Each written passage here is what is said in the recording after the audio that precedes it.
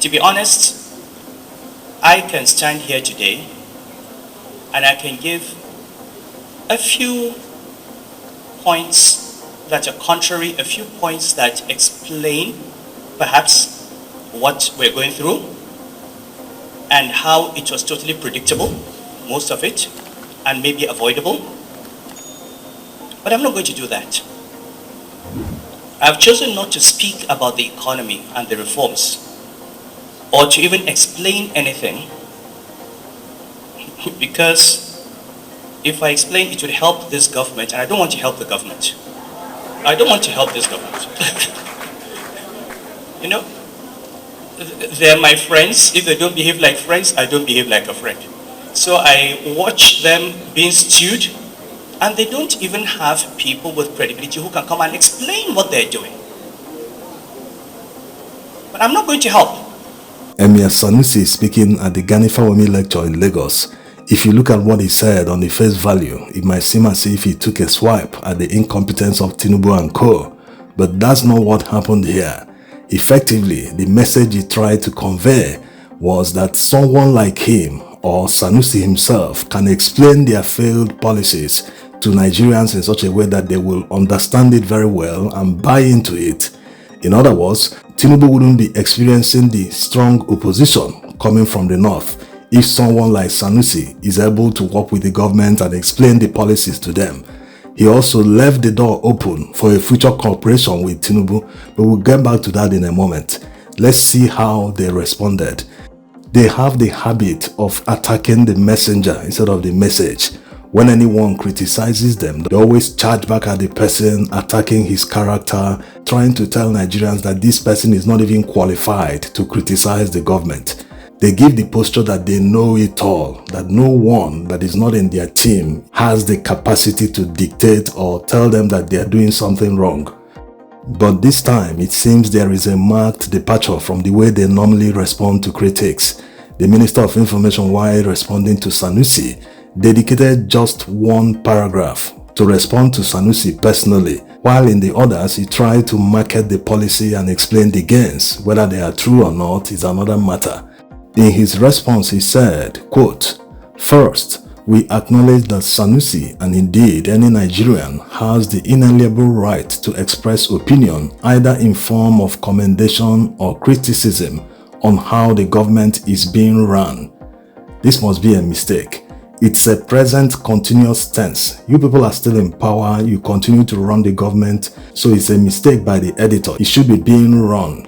Anyway, let's continue. However, we find it amusing that a leader, more so one from an institution that ennobles forthrightness, fairness, and justice, would publicly admit to shuffling off, saying the truth because of personal interest hinged on imaginary antagonism."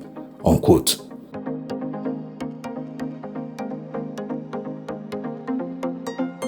Well, like already said, it's a bit of a marked departure from their usual way of responding to critics, but they still couldn't resist attacking the messenger, despite the fact that the messenger, that's Emir Sanusi, effectively opened the door for a future cooperation. When you look at what he said, by starting out saying I'm an economist, he's effectively trying to tell them, the person you are supporting in Kanu, that's Ado Bayero, I'll be of more value to you than Ado Bayero. I'm an economist.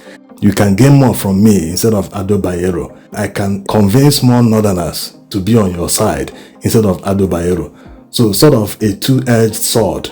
He used that opportunity to market himself. Stop fighting me. Instead of fighting me, make me your friend and you'll be better off because I have supporters.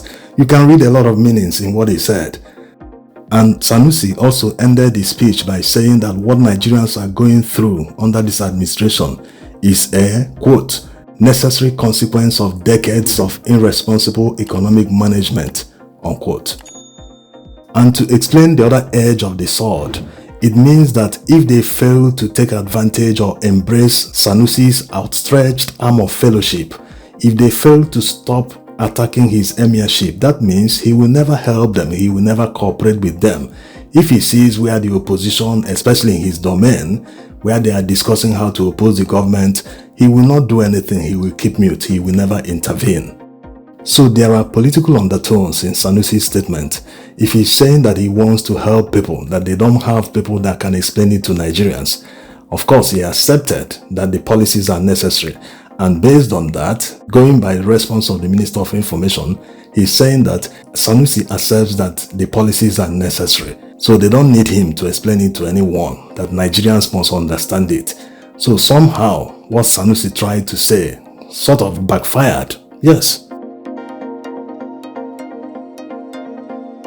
Now to serious business. What Nigerians are going through right now can never be explained away on the altar of politics. Because someone wants to strike a bargain with the administration, he feels he can explain anything they are doing to Nigerians to understand it. No one can understand this level of suffering, this level of high cost of living, this massive inflation that is definitely above 300%. No one can explain it away just because he wants to strike a deal with the government in power. No, not at all. Sanusi making a statement like decades of irresponsible economic management. Is it the fault of Nigerians that politicians mismanaged the economy the past 40 years, including under the military regimes?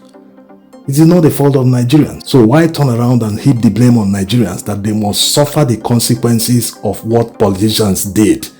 What happened to holding the politicians that mismanaged the economy to account? Most of the politicians that did it should be in jail, including some corrupt politicians that stole millions and billions of dollars and laundered them abroad. They must recover all the money, and if they still can't balance the books, they can now say, okay, let's shift some of the burden to Nigerians.